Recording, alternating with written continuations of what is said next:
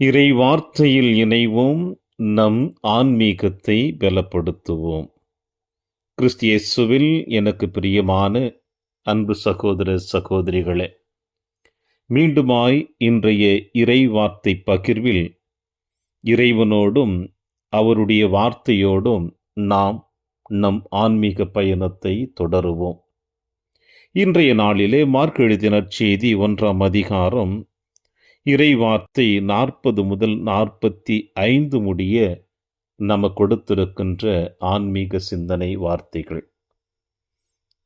கடந்த 2 தினங்களாக அதோடு இன்றும் சேர்த்து ஆண்டவர் இயேசு கிறிஸ்துனுடைய பணிவாழ்வு ஆரம்பிக்கப்பட்டதும், ஆரம்பிக்கப்பட்ட பணிவாழ்விலே அவர் நோயாளிகளை குணப்படுத்துவதையும் நாம் காண முடிகிறது. அந்த வரிசையில் இன்றைய நாளிலே இயேசுவினுடைய பணி வாழ்வில் இன்னொரு புதுமை நிறைவேற்றப்படுவதையும், அந்த புதுமை நோயிலிருந்து விடுதலை கொடுக்கப்படுவதையும் நம்மால் காண முடிகிறது. ஆனால் கடந்த 2 நாட்களாக காணக்கூடிய புதுமைகளிலிருந்து இந்த புதுமையாக இருக்கட்டும், நோயிலிருந்து விடுதலை கொடுக்கக்கூடியதாக இருக்கட்டும், சற்று மாறுபட்டதாகத்தான் நம்மால் காண முடியும். ஏனென்றால் தொழுநோயாளர் ஒருவர் ஆண்டவர் இயேசு கிறிஸ்துவை அணுகி அவர் சொல்லுகின்ற வார்த்தை நம் ஒவ்வொருவருடைய உள்ளத்தின் ஆழத்திலே சற்று சிந்திக்க வைக்கக்கூடிய அளவிற்கு நிற்கக்கூடிய வார்த்தைகள். நீர் விரும்பினால் எனது நோயை நீக்க உம்மால் முடியும் என்ற வார்த்தைதான்.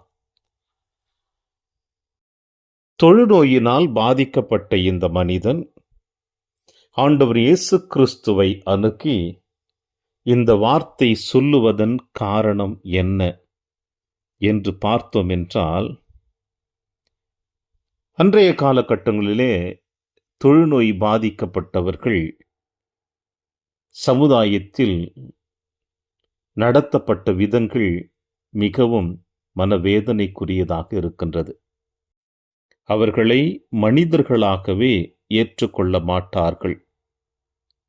அவர்களை மிகவும் கீழ்த்தரமான சூழ்நிலைக்கு நடத்தப்பட்டு, அவர்கள் உயிரோடு இருந்தும் இறந்தவர்களைப் போலத்தான் அவர்கள் பயணம் தொடர்ந்து கொண்டிருக்கின்ற அவல நிலை. எனவே சமுதாயம் அவர்களை ஏளனமாக பார்த்து, அவர்களை கீழ்த்தரமாக வழிநடத்தி, ஏன் இன்னும் நான் உயிர் வாழ வேண்டும் என்ற ஒரு மன வேதனை அவர்களுக்குள் ஏற்பட்டு, இறைவனை பழிக்கக்கூடிய அளவிற்கும், சமுதாயத்தை வெறுக்கக்கூடிய அளவிற்கும், மனித பிறவியையே அவர்கள் வெறுக்கக்கூடிய அளவிற்கும் தள்ளப்பட்ட சூழ்நிலைதான். இப்படிப்பட்ட சூழ்நிலையில்தான் இந்த தொழுநோயாளர் ஆண்டவர் இயேசு கிறிஸ்துவை அணுகி அவர் சொல்லக்கூடிய வார்த்தை, இயேசுவே, நீர் விரும்பினால் எனது நோய் நீக்க உம்மால் முடியும் என்று சொல்லுகிறார். ஆக இயேசுவை பற்றி அறிந்து தெரிந்து புரிந்து கொண்டு, அவருடைய பார்வையும் தொழுநோயாளர்கள் எப்படிப்பட்ட சூழ்நிலையில் தள்ளப்பட்டிருக்கிறார்கள் என்பதை தெரிந்திருப்பார் என்ற மனப்பக்குவத்தோடு தான் இந்த மனிதர் இயேசுவை பார்த்து, நீர் விரும்பினால் என் நோய் உம்மால் நீக்க முடியும் என்று சொல்லுகிறார். எந்த விதமான மறுப்பும் சொல்லாமல் இயேசு அந்த மனிதனை பார்த்து சொல்லக்கூடிய வார்த்தை, நான் விரும்புகிறேன், உமது நோய் நீங்குக என்று சொல்லுகிறார். நோயினால் பாதிக்கப்பட்டவரும் இந்த தொழுநோயாளனை மனிதனாக இந்த மண்ணுலகில் பிறக்க வைத்த நம் தந்தை கடவுளுடைய அன்பு மகனாகிய நம் ஆண்டவர் இயேசு கிறிஸ்துவும் சந்தித்து, ஒருவருக்குள் ஒருவர் இருக்கின்ற மனதின் ஆழத்தில் இருக்கின்ற எதிர்பார்ப்பை வெளிப்படுத்தக்கூடிய நிலைமைதான் இந்த நற்செய்தி வாசகத்தினுடைய வெளிப்பாடு. தன்னை படைத்தவரிடமே அர்ப்பணிக்கின்றான். உம்மால் முடியும் என்ற நம்பிக்கை அவனுக்குள் இருக்கிறது.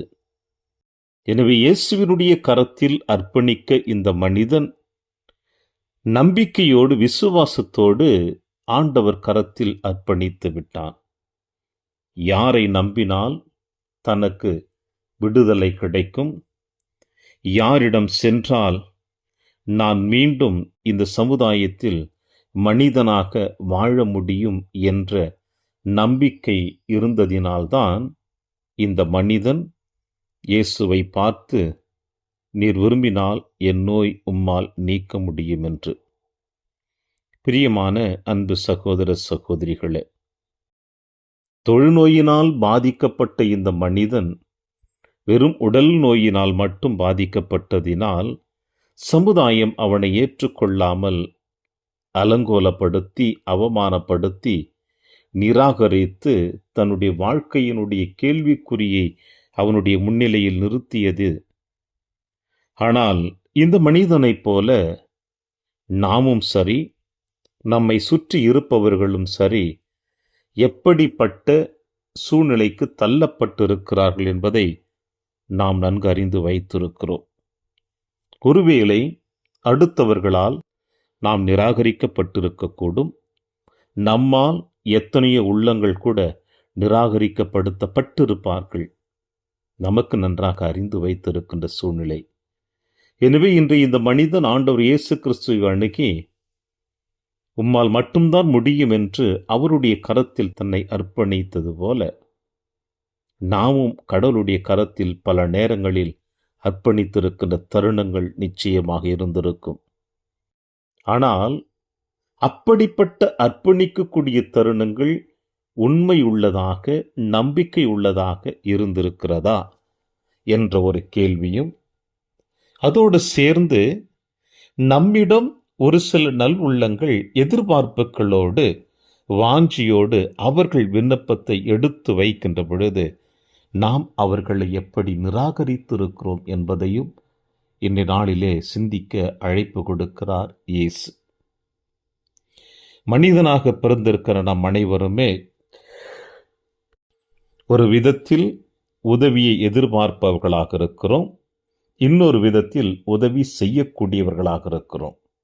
ஆக பெறுவதும் கொடுப்பதும் நம்முடைய மனித வாழ்வில் இயல்பாக இருக்கிறது என்பதைத்தான் இன்றைய நற்செய்தி வாசகம் நமக்கு தெளிவுபடுத்துகிறது.